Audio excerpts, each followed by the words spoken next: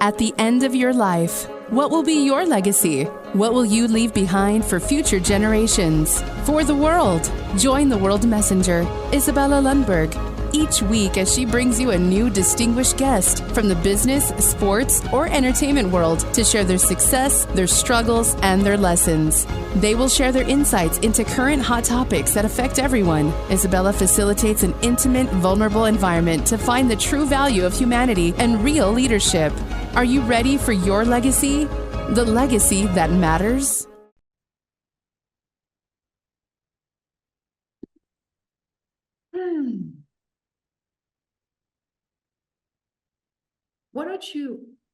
What would you like to ask a person who has more than 10 specific chips in his body and can do some most amazing moves in modern technology space today, as well as someone who is practicing white hat hacking and be able to really understand where hacking opportunities in cyberspace and cybersecurity are strong and where they're weak, and how he can leverage not only what he has inserted in his own body, but also what he's been doing based on research to make a tremendous difference around cybersecurity, nationally, internationally, and so much more. Hey guys, it's Izabela here and World Messenger, and I'm inviting you for another epic episode of Legacy Leader Show. And just what I just said a second ago, I'm sure piqued your curiosity, and I cannot wait to introduce you to today's guest. We're having with me here someone joining me just outside of Austin, Texas, who has a very interesting personal story, which I guys, again, cannot wait for you to hear it firsthand, as well as what he's into today, how he became technical cyber and white hat hacker and evangelist, and so much more. So without further ado, let's bring Len Noe. How are you, Len? I'm sorry, Len Noe. How are you, Len? Welcome. I'm very well, Izabela. Thank you very much for the opportunity to come and have this conversation. Absolutely. I'm super thrilled.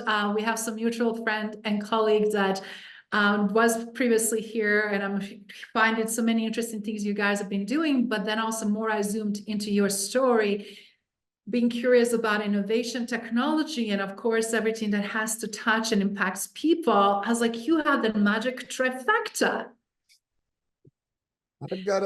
I didn't come to security or trying to be on the right side of history through the normal channels. You know, I had a unique childhood. I may live in just outside Austin, Texas, but I was born and raised on the west side of Detroit, Michigan. So, you know, very different kind of environment than I'm in now. And you know, we're gonna have I'm curious to see how you're gonna shape this, where you want to go. Fantastic. So for everybody, since we have a very global audience, if you don't mind, people that are not really understanding that how different the landscape is between Texas and Michigan, for example, little on industrial Detroit, where it was very focused on manufacturing vehicles and very few other branches and industries. And then very much so blue collar neighborhoods that was very rough and difficult for generations because of housing crisis, the value, and a lot of gangs and a lot of interculturally combined elements that really shaped the city, as well as teenagers and youth there. So you obviously were shaped by multiple different circumstances. Do you mind just paint a little bit of picture so that everybody can understand how it was for you to grow up in that environment? To be honest, I think that's kind of an unfair question. You know, how was it to me to grow up in that environment? I didn't know anything else but it. So I guess in a lot of ways, I think it prepared me in a harsh way for, you know, whatever life was going to throw. You know, I remember, you know, when people in certain areas of the country, you know, would start hearing about metal detectors in schools to look for weapons, and that was just normal. You know, fighting, you know, it was a very rough place to grow up, but you know, I don't look back on it and look at it like I was in some, you know, terrible thing. It just it was what it was. Would I Mm. like to have, potentially had something different? Maybe. But I think that being in that place with those experiences has helped guide me and shape me into the it's funny to say security professional because that's not how I started. But, one of the things that a lot of people will hear me say, if you've ever seen any of my presentations or seen any of my work, is, the industry at large, the big trend and the big talking point is we need to think like the bad guys. We need to know how they think so we can try and do better to protect against it. I don't have to think like the bad guys. I just have to think. You know, Mm. I walk into a room, the first thing I do is, where are the exits? Where are the cameras? You and this could be if we were sitting down to do an interview together in person, and it's nothing against you or wherever we would be. It's just how I was raised, and it's the way that I look at the world. Mm. So, while a lot of the security professionals are trying to, look at things, they don't necessarily have the ability to look abstractly at it and go, even though this was made to do one thing, how can I make it do something else? Mm. So I see that more of a difference between reactionary and evolution. I love the distinction, and I love how you draw it based on, as you said, environment you've been in. You didn't know any other a difference that anything else existed, and then how you draw the best what you have, and as results also look at things, what you can do to shape current environments that you're in. Obviously, you transition from many different activities in the past into cyber industry and became one of the top evangelists, white hacker, which actually it's ethical hacking, right? Do you mind explaining what that is and how did you get into that space? And first and foremost, also, how did you start doing this on unique transition where you use your own body to implant different types of implant? Subdermal implants. Yes, in order to bypass certain measures and testings out. Do you mind share about that journey? Well, I'd say that's actually a multi-answer to a question. The first part would be, what made me decide to change? You know, that would be very simple, and that would be my grandchildren. At the time, I had been actively a member of one of the motorcycle clubs in the Detroit area. I was doing a lot of things that could have wound me either in a jail, some type of institution, or dead. And at the time, I'm ashamed to say it, screwing up my own kids was somehow an acceptable thing in my head at the time. I'm not proud of it, but at the time, it was just my kids. But then I had a grandchild, and it was like, I can't do this. If I keep doing this, there's a very serious chance, that this innocent child is going to meet me behind glass, or they're going to be, just introduced to my tombstone. And the problem is at that point, I, my skill set was, I could get away with being a systems architect or a systems administrator, but my actual skills were in basically figuring ways around security controls. I was actually a system architect for a very large payroll company, and I was not happy with my job. And, through politics, reorganizations within the organization, it was basically, I was relegated, even though I had a very high ranking title that should have had me doing a lot of things that were keeping me mentally stimulated. I was essentially relegated to a corner, and all I was doing was clearing, logs off of boot drives. So I reached out to my current organization, CyberArk, and asked if they had any openings. And my original plan was not to come in as a white hat hacker. I actually came into the company as a standard sales engineer. I'm very technical.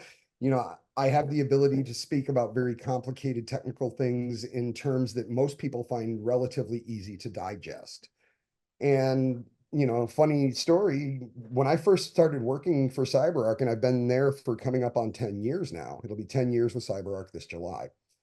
Uh, Nobody for the first 4 to 6 months of my employment even knew that I had a tattoo. It was long sleeve dress shirts, it was, suit and button up ties, because I was expected to fit that typical, IT mold. And it wasn't until Black Hat, I want to say it was 2017, 2018, where, we had a booth and they were like, it's Las Vegas, it's July, it's August. We're not going to make you, wear long sleeves in these conditions. You can wear a polo. It's Vegas. It was a situation where people on the showroom floor at Black Hat didn't want to talk to the people that looked like your stereotypical sales engineer or typical IT guy. They wanted to talk to the guy with the tattoos and looked like he might have actually snuck into the show. And it wasn't until that point that, a lot of the history of what I had done in the past really started to come out, because I didn't want that life anymore. I was trying to make changes in my life. I was trying to be, better for my kids, for my grandkids. And it was, at the time I looked at it almost like, these are bad behaviors. I just need to go be, Mr. Corporate America. And if it wasn't for my manager, Mike Marino, and I give him a lot of the credit for where I am now. He actually saw the opportunity with me as a unique individual, with my skills, my look, and the fact that this isn't something that I put on as like a mask. This is who I am, whether I'm speaking with you or whether I'm speaking with one of my kids. This is just who I am. So he was the one that actually made me realize that a lot of the things that I was doing in the past, I could actually still do them, but I could actually do them in a way that actually is beneficial. So it's like all of the skills and all of the things that I had done in the past has kind of prepared me to step into this role where we can be honest. I work for CyberArk. We have competitors. Every technological company out there has them. But what makes any of us stand out from the next, aside from the technology and the people and the ideas that we can bring to the table? I'm a thought leader. And to answer the final part of your question, for me, life has always been about puzzles and how do you solve the puzzle? I was actually sitting in just off of one of the canals in Amsterdam in the Netherlands whenever I go to different countries, one of my things is I like stickers. So I'll grab stickers from like tattoo shops or computer shops, and I put them on my laptops. And there was a piercer that had stated that there was another parlor the next town over in Utrecht that actually had NFC style implants that you could purchase in the shop and actually get them implanted same day. Now, I'd heard about the quote unquote grinder community for a long time. And if you're not familiar with that term, it's basically it's your do-it-yourself at-home body augmentation people. These are some of the people that kind of push the crowdsourcing style, innovations within this subculture. They would basically disassemble remotes, coat them in multi-part epoxy, and then do personal surgery on themselves in their garages with an X-Acto knife and some skin glue. But prior to hearing about this specific implant, everything was always more for vanity. You had firefly tattoos, which would give you some glowing under the skin because they were utilizing tritium gas. And it just never made sense to me. You could get an LED implant put in your hand so you could blink. I was a hacker. The idea of blinking stuff and drawing attention to myself was just kind of counterproductive. So the ability to interface with a standardized technology like near field communication, or NFC, which is built into essentially every current mobile device. This was an opportunity that I saw as an attack path that nobody had looked at. Additionally, with the current legislation in place, things in the United States like HIPAA, the Health and Privacy Act in the European Union, I'm protected from authorities even asking me if they can notice the bulges in my hands. As you said earlier, I currently have 10 different microchips. I can interface with RFID. I can interface with near field communication. I have a credit card. I have a magnet in my finger that allows me to feel electromagnetic fields and currents. So in that essence, I actually have an additional sense that was given to me through the birth of technology. So I just found a way to take something that somebody else was using for a standard purpose, and like typical hackers in the past just found a way to repurpose it for a more nefarious reason. So thank you for giving us that background and overview. And I'm curious, obviously, that pivotal moment when you were in Netherlands, when you saw that they can offer that, you became fascinated about it. And today, obviously, with these 10 different chips, and I'm sure there are many more will yet to come, this gives you very unique capabilities. So I'm curious, I'm sure everybody is wondering, if you don't mind sharing, what are some of those capabilities, and do you have any side effects that are affecting you since it's underneath of your skin in your body, right? Honestly, no. I had a little bit of a health issue during one installation, but if you want to find out about that, you'll have to wait for the upcoming book on that one. But no major health adversities at all. And one example of something I can do in terms of functionality, if you have a cell phone, typically this is attack works much better on Android devices than on iPhone devices. Android has had near field communication capabilities for at least the last 3 or 4 software releases as a standard, and from a hardware perspective, it's been on most phones for at least the last 2 to 3 years minimum. If you have near field communication turned on your phone and you put your phone in my hand, I can actually compromise your device in multiple ways. I can either redirect the phone to a website that's infected with malicious JavaScript. If I get it in my hand and I really want to put on an act, I can actually download and install a reverse connector on your mobile device that would give me the ability to essentially sit in front of your device from my remote attack server, and you're infected before I even hand the phone back to you. Wow. So you are pushing an envelope on multiple different things just by, obviously exposing yourself not only to those chips and technologies and, as they call it, transhuman capabilities now, and transitioning into something, as you said, to leverage technology, but you're also looking from white hacking perspective, where the vulnerabilities are and what do we need to do to secure and position ourselves better, but being few steps ahead, also leveraging and really exploring what's happening in AI space and new technology. So do you mind, for everybody watching and listening, really draw the connections between all the changes and what's happening right now in cybersecurity space? Because I know that everybody is freaking out, everybody is more worried about unknown. We know that we had a more increase than ever in ransomware, ransom attacks, and ask for additional layers and investments regardless of the industry.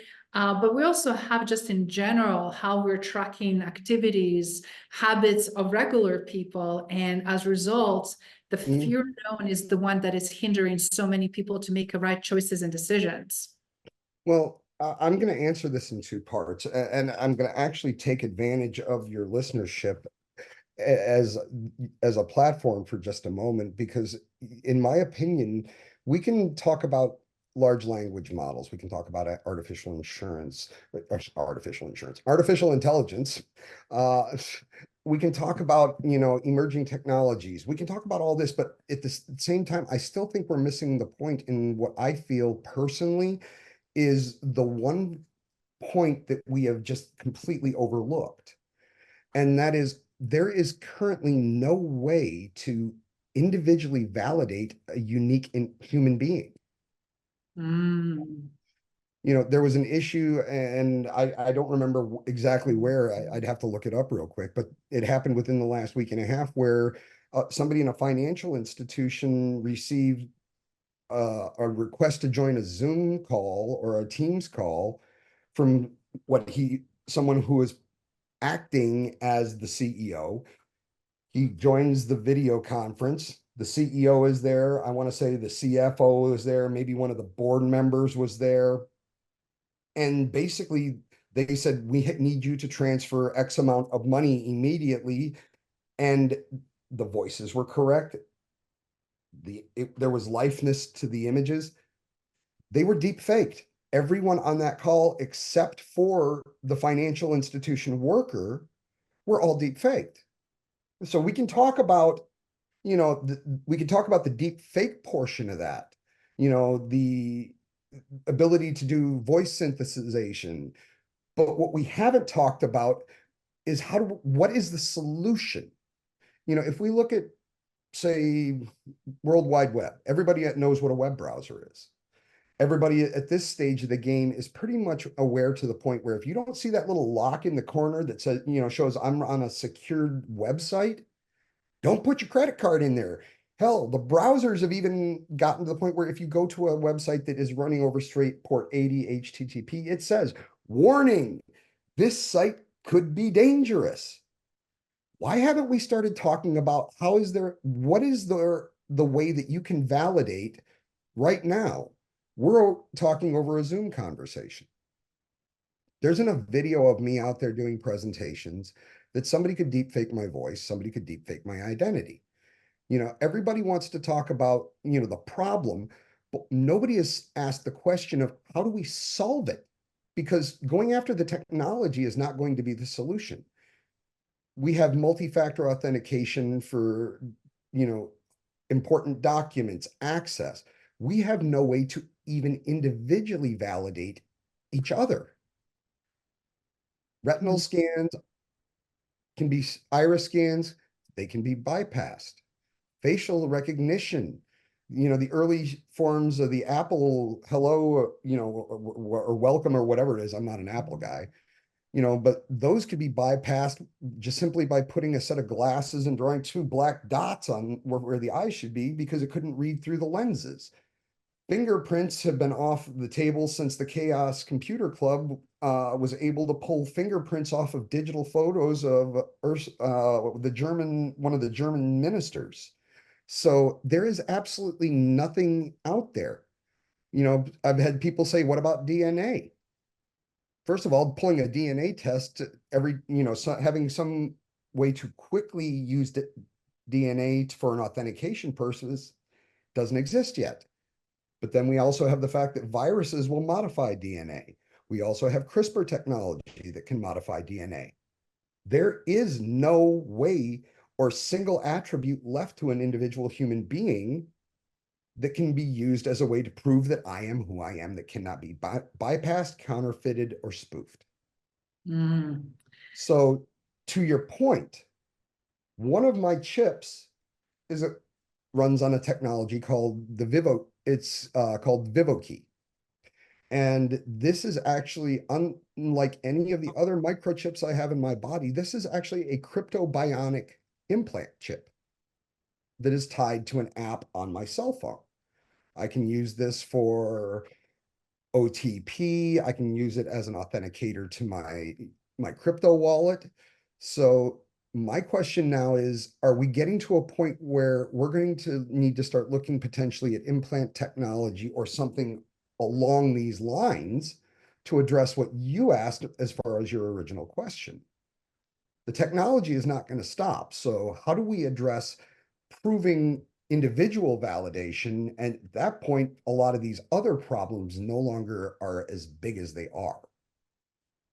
Mm. So fascinating and so many things to look through. And it's amazing. To one hand, we've seen advancement of technology that can be used for all those negative things that you listed. And then how much, again, it's so important to look at from white hack aspects of it, from positive to making sure that they're more secure and be 2 steps ahead, be more proactive in finding solution. I'm curious, with that in mind, obviously, and we're seeing such a tremendous increase in risks. What do you foresee happening in the near future? Obviously, beside more technology advancement, how do we position in a more proactive, preventative way, and a more secure way? You don't want the answer to that, and neither do your listeners. Because the truth is, it's not easy, and it's not going to be, what's the word I'm looking for? Accommodatable. Every time we add some new thing that makes our day-to-day life easier with technology, there is not a single thing there that I can think of that has ever made it more secure. You want to be more secure? Okay, let's start out with some of the simple things. You know, how many people have a secondary VPN on their mobile device? You know, how many people connect to public Wi-Fi? The truth is, we want the security, but we want it with the same convenience as Yes. living our lives however we want. And you can't have both. You know, so to the other part of that, what do I see more of in the future? I see more dangerous attacks happening from people that should have no capabilities of performing them. Mm. You know, my latest research, is out there right now. It's called "Script Kiddies Are Dead, Long Live AI Kiddies."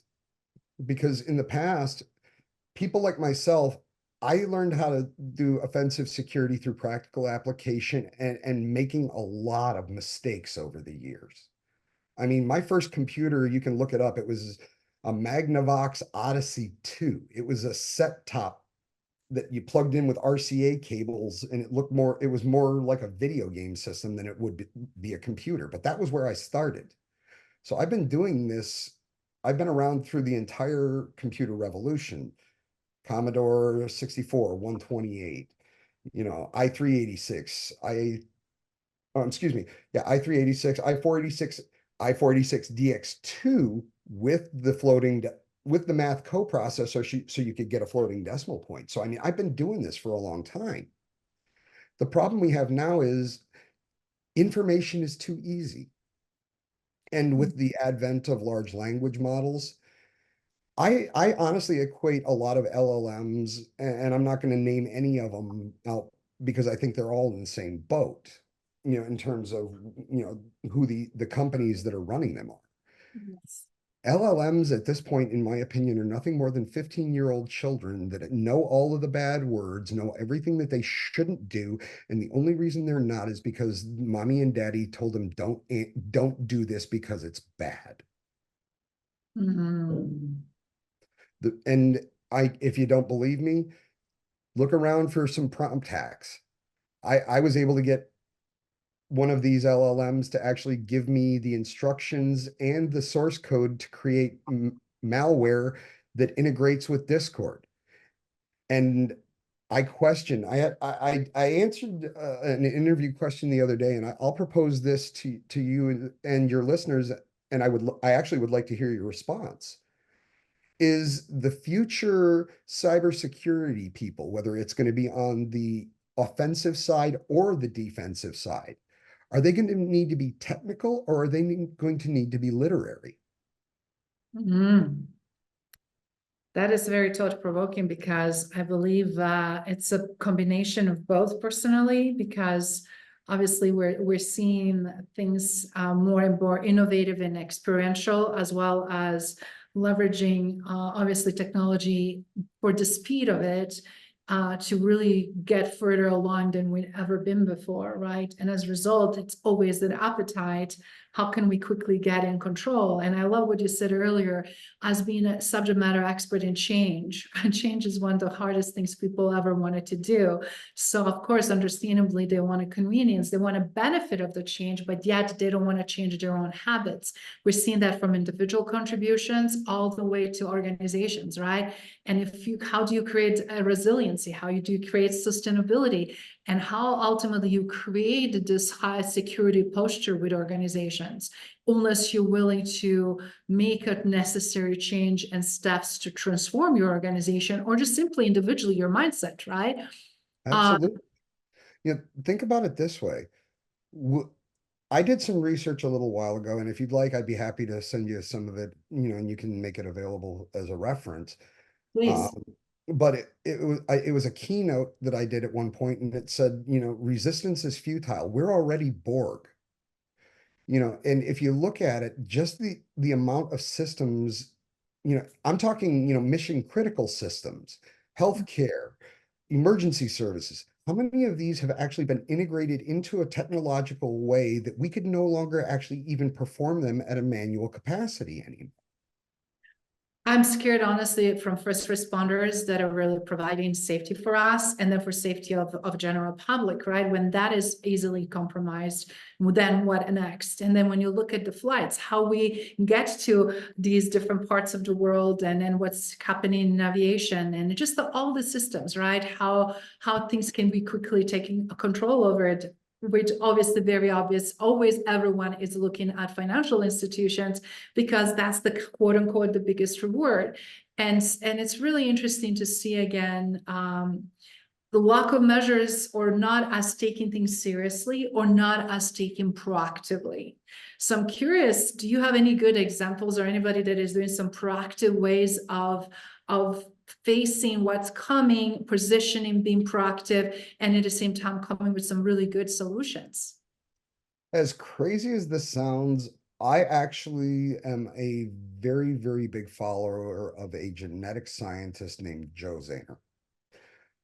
They run a company called the Odin, THE-ODIN, and they are what I would consider to be the renegade bioscientist. As I am in the transhuman space, they are in the actual biomedical space. I actually came across this person through a documentary on Netflix called Unnatural Selection, where they were showing through the use of CRISPR, there are people curing some forms of genetic blindness. Wow. But the treatments are not approved by the FDA, and therefore only reserved for people that can actually afford them. Joe actually injected themselves on stage with CRISPR during an actual presentation. So people like Joe, I think, are people to watch. People that are going against what the stereotypical path is. I look at COVID, and I know that's a sketchy subject for everyone. But Yes. if you look at the way that the information was flowing, it was, your big pharmaceutical companies. Why wasn't there more discussion at university levels, individual scientists? Why were these opinions not even taken into consideration? So I say people like Joe Zahner. I have another gentleman that I follow quite a bit. Give me a second here. I just had his, hang on, I gotta grab my phone. This is another gentleman that I've spent quite a bit of time with, but his philosophies around the concepts of self-sovereign identity are just absolutely phenomenal. Where did you go? Where did you go? I am so sorry. No, that's okay. You meet a lot of people and you're working with a lot. It's just so great to hear some really awesome examples, and who is proactively not only making us to pause and think, but also show us what's possible and how this can turn around for future possible pandemics or future mass impact events that we need to really be able to question choices, decisions, but also best ways how to protect ourselves. And then also working with executives and leaders, how do we build the muscle that we don't have, which is obviously being more proactive on some of those security threats, or just in general, what's going on in technology space to minimize vulnerabilities and be more effective. And as a I'll result, have to get that back to you, or it'll come to me here in a minute. sure, no problem. So I love where you're going with that. So please continue. Yeah, different ideas around how to address the individual validation issue. We were talking about things like self-sovereign identity. There is so much amazing science going on right now. I was actually reading up on some amazing work coming out of MIT where they're actually able to grow human skin over an actual robotic hand that if you cut it, it will bleed and it will heal. We're talking about, I mean, there was the big push and media buzz a couple of weeks ago about Elon and Neuralink doing their first human trial. I think that is an amazing thing, but at the same time, I think that there are also other amazing companies out there that deserve just as much recognition. Elon, I think, gets a lot of recognition for Neuralink, but I believe it was Microsoft and possibly Jeff Bezos. Don't quote me on those. But I'm just going to look it up here real quick. Actually, we're getting in with another company based out of Australia called Synchron.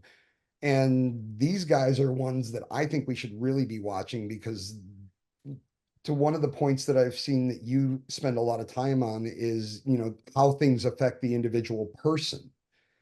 Yes. Unlike a lot of these BCIs that we've seen from like BlackRock, Neuralink, they're all coming in from the outside going in, which is a very invasive surgery. Synchron is actually using more of a stent methodology. So they're coming in and going up almost like a heart catheter style, and then releasing the BCI inside of the blood vessels. So the future is now. And I think that's one of the main points. I'm living proof of that. Most people, I'm their first cyborg, but there are tens of thousands of people out there with these same types of characteristics and capabilities that I have. I'm just the first one that decided to use them for something instead of, let me put my Tesla key on my chip so that way I don't ever have to worry about forgetting my car keys or my fob. I just figured out I can steal your Tesla car key and then I can steal your car. That's the difference, back to our original statement of the difference in how I look at the world and how most people look at the world. Very interesting and very profound, because as we're seeing negative side of the hacking, right? What implication this can have.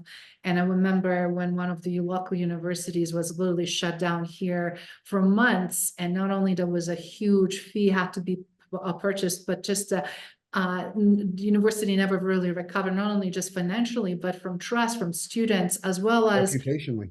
Reputation and brand. And it was a private institution, and at the same time, what the havoc for 6 or 9 months when emails couldn't even work, let alone grading or progression of classes.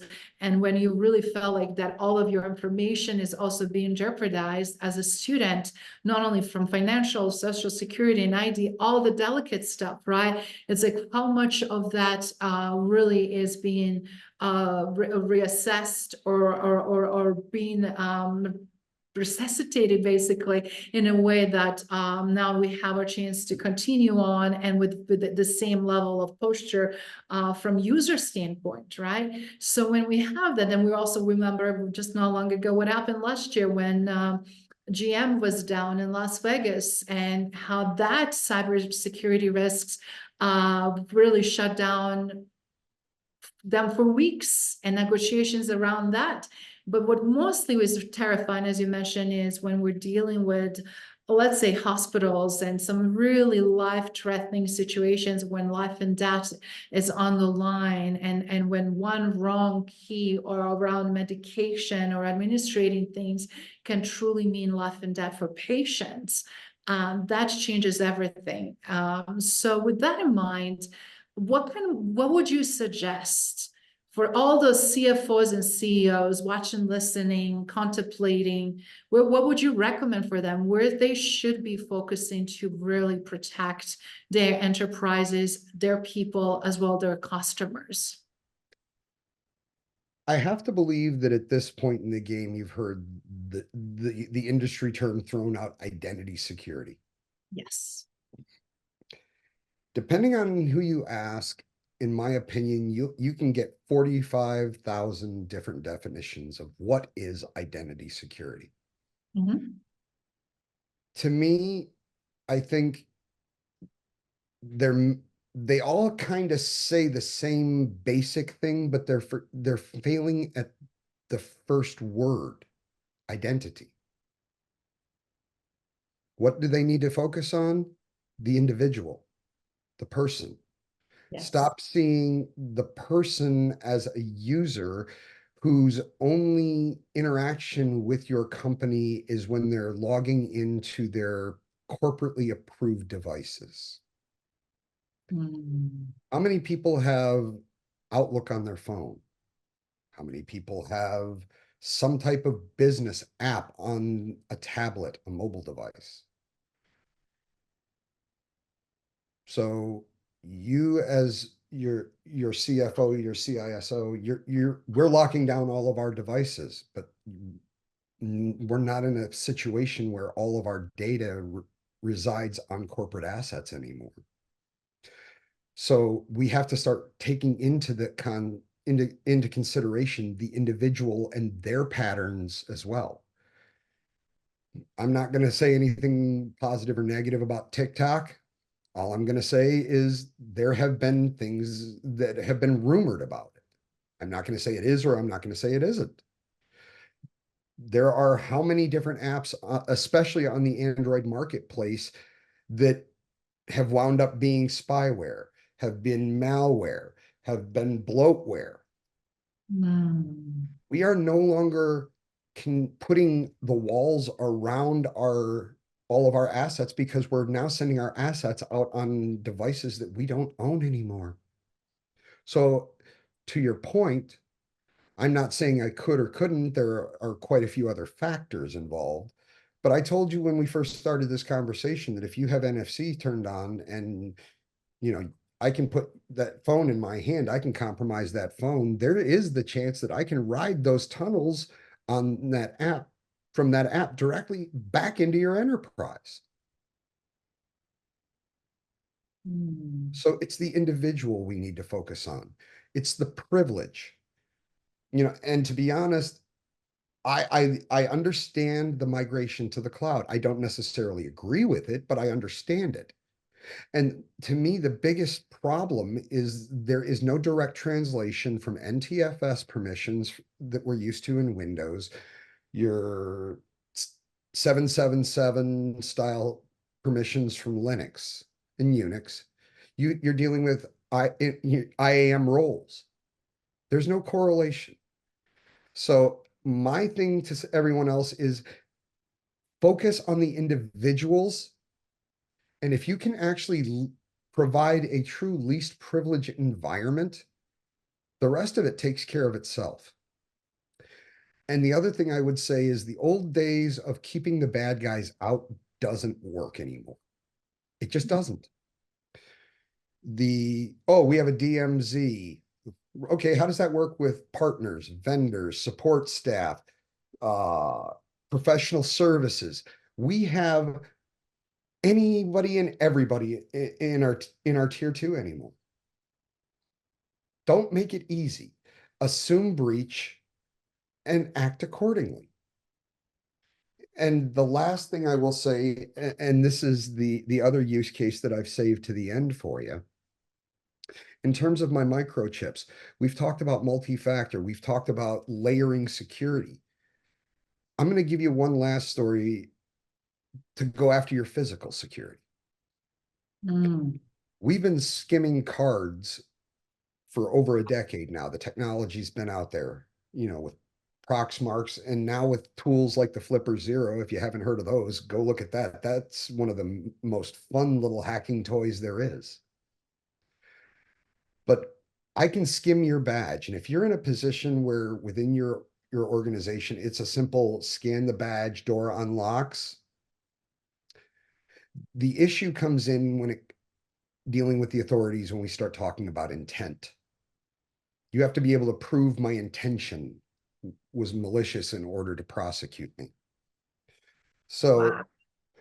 let me walk you through the whole situation. Let's say we're talking at a conference, I skim your badge. I don't have to go after your organization right away. I can then take that information, write that down to one of my implants, and currently I have the ability to interface with almost 200 different physical access protocols from HID, Pyramid, Prox, Indala, you name it.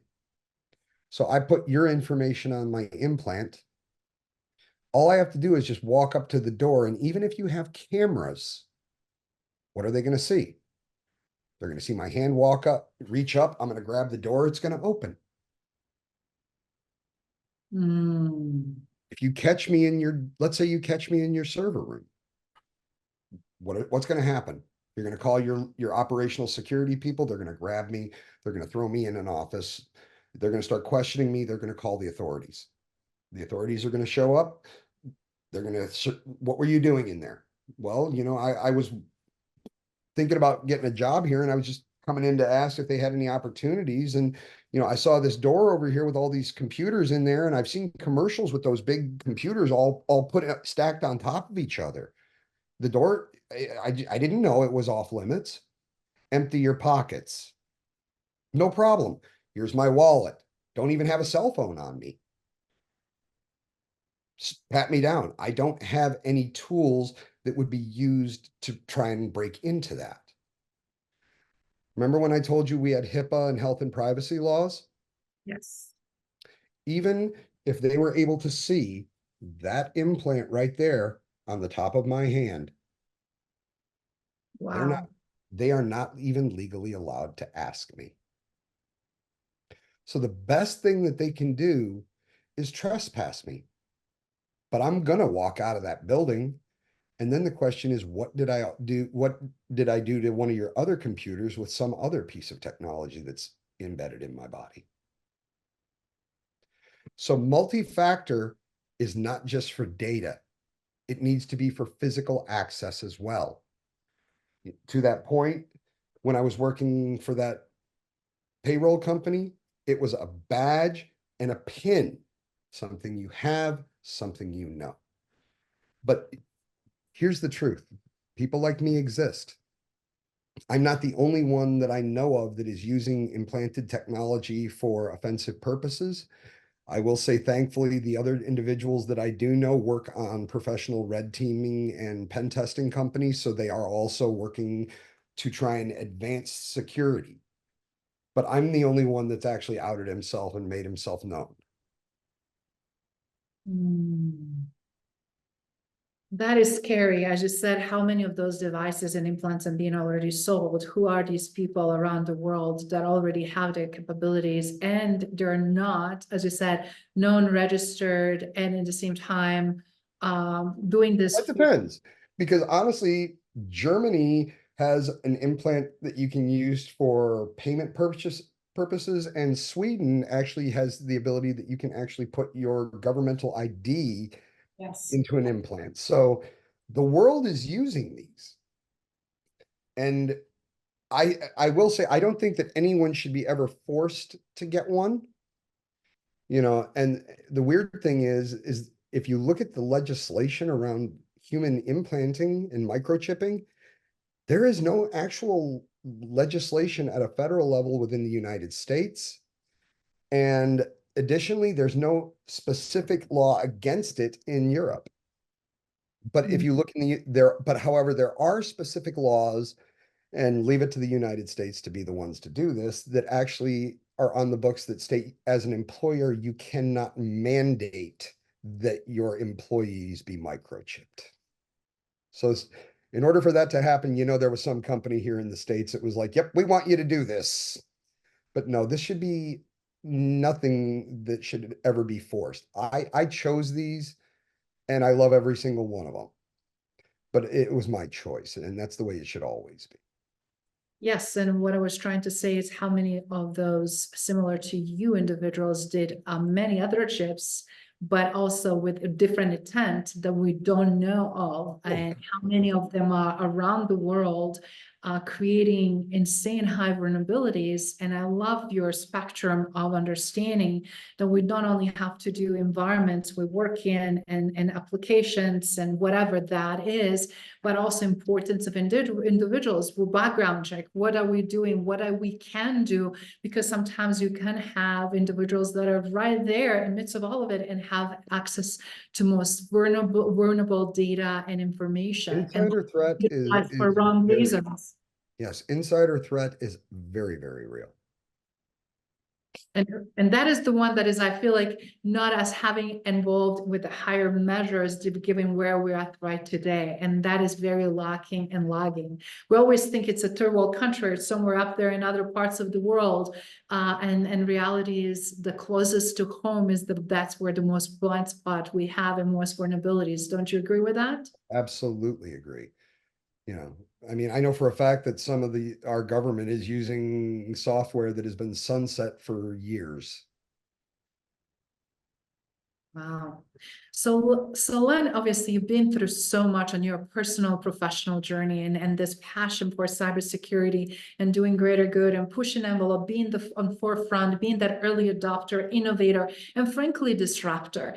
Do you mind just sharing what's the next in your bucket list? What's coming? What can we look forward to it? And also, I'm curious, obviously you're on the Legacy Leader Show with everything you've been through from that shaped you who you became today, and to be on the side of obviously leveraging and utilizing not only your knowledge, your intellect, but also the skills, very unique skills that you have for greater good. What would you like your legacy to be? What would you like to be known for?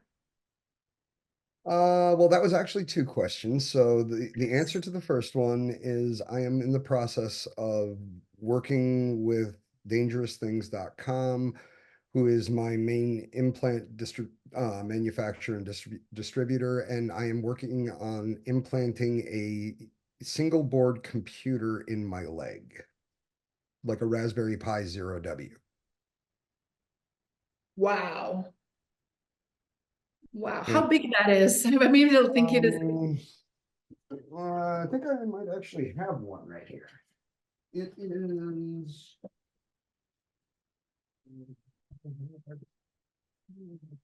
Never cease to surprise us, doesn't he? Wow, I'm curious, guys. I'm sure you guys might be curious as well. No, here it is.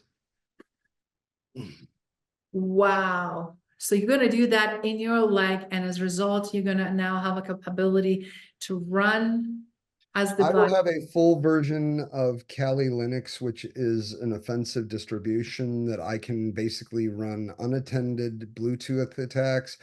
I can set up auto pwns where it'll go out and try and scan for anything that it finds. It'll identify the ports, and I can interface to this through my cell phone. So I could actually be up in front of an auditorium giving a presentation and actively be war driving and mapping everybody's phone hardware addresses, their Bluetooth hardware addresses while I'm giving a presentation. Oh my goodness. So you basically can hack whole audience, leverage their information, and walk away while everything is happening on Yes. surface with no identification and no suspicion whatsoever. None. That is jaw-dropping. I'm sorry, it is. And the second question is, what do I want my legacy to be after I'm gone? I would like to be remembered as one of the first publicly known of a new subspecies of human being. Transhumanism has actually been around since originally I believe it was 1956. And it was a term that was coined by a British earth scientist, natural scientist named Julian Huxley in his essay, New Bottles for New Wine. And then back in I want to say it was the late mid 60s, you had a gentleman whose name I can't pronounce his real name, but he eventually went by the name of FM 2030. And he is actually he was one of the fathers of cryogenetics. And these are the people who, have kind of advanced humanity in ways that have given a more specific definition of the relationship between humanity and technology. And I guess if I had to choose, I would love to be remembered as somebody that was on that road. Wow. I don't think living that right now. You already have living your legacy, leading with your legacy, and leaving your legacy right now in a ways that is shaping and pushing the envelope further than ever before. And that is very amazing. Again, conscious decision, because it's so exponential and so fast forward thinking that I'm sure you will uncover so much more in the process. I guess I would close with this thought here. Time has a very unique way of putting things into perspective, because what we're talking about today, I'm bleeding edge, I'm radical, I'm on the fringe, but what are people gonna 50, 75 years, especially as we see the progress and the exponential growth of technology and how quickly it's happening, what are they going to look back and see me as? And you also have something coming up. You're writing the book, right? I do. We're still working on a title, but yes, I'm currently in the process of putting out it's not a memoir. It's basically the explanation and the story are kind of what you were asking in terms of, how did I get from, a kid on the west side of Detroit to thinking that it was okay and a good idea to start cutting myself open with no anesthetic and implanting microchips in my body. But I'm working with Wiley Press, and that is slated to be out here within the next couple of months. As soon as I can get some title or some subtitle information, I will definitely get that over to you. But additionally, I've been working with my own podcast with Justin Hutchins, the Cybercognition. So I just joined up with him a couple of episodes ago. So we're going to try and push the envelope as far as we can. And I love that. So it's going to be many ways for our audience can continue to pay attention, see what you're up to. Again, from that podcast, which will be adding the links, as well as upcoming book, and we'll bring you back, because this is one of the most fascinating conversations that encompasses, and I love how you brought it as human side and human factor and technology, and creating this very unusual blend, and definitely pushing all of us to rethink what we think we know, what we think the future is holding, and how we can position on individual and professional level to be able to partake in a meaningful way. Absolutely. And it was absolute pleasure. And any closing remarks you want anybody else to learn and know, or just piece of advice simply? Check out my YouTube channel, hacker_213, X hacker_213, and Len Noe on LinkedIn. Phenomenal. Thank you so much. And we look forward to having you back on Legacy Leader Show. Absolutely. Thank you for listening to Legacy Leader Show. If you enjoyed the content and had a positive experience, then please leave us a positive rating. In addition, leave us a positive review whenever you are listening on whatever platform there might be. Make sure your friends and family also know about the benefit and value that we provide and what we have to offer. Cheers.